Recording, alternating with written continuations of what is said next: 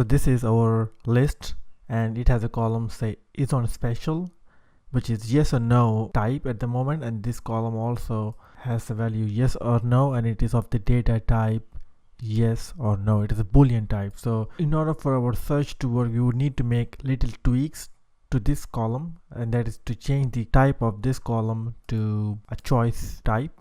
Although this column appears to have the values saved as yes or no, internally it is storing the values as zeros and ones. It is a checkbox, and in the search refiner section we want to present the users with all the values for them to choose from. Let's change the type of this to choice field. So to do that, click on the list settings, and we have the is on special.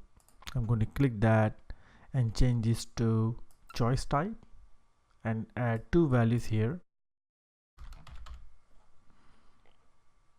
and remove the default value and hit OK to that.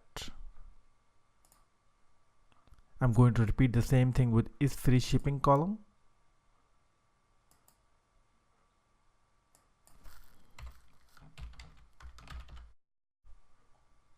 Remove the default value, hit OK, and now if we go back to our products list, it's just displaying the remaining the value, but don't worry about it. Let's switch this to quick edit mode, and let's add the value to yes or no. Actually, we can just copy and paste, set half of the items to is on special to yes, and some of the other items to not on special.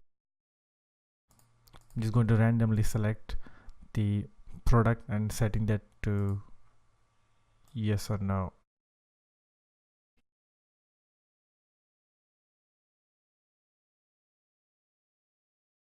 I'm going to repeat that with the it's free shipping.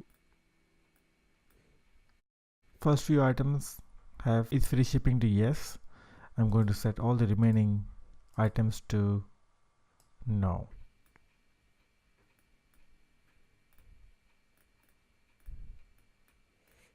Alright, I'm going to come out of it, and now this list is looking good.